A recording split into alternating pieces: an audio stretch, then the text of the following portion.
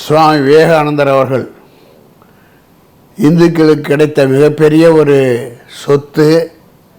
இந்துக்கள் பெருமையை உலக அளவில் நிலைநாட்ட சிகாகோ சென்று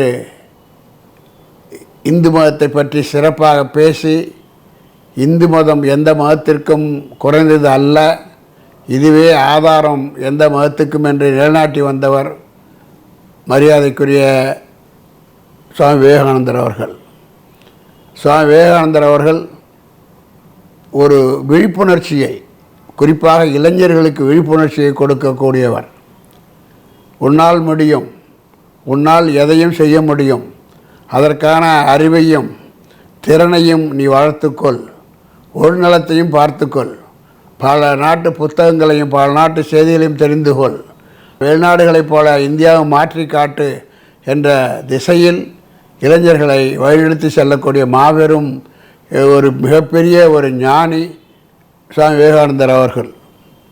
அவர்களை எல்லாம் போற்றுவதில், நினைவு கூறுவதில் நாம் மகிழ்ச்சி அடைகிறோம்.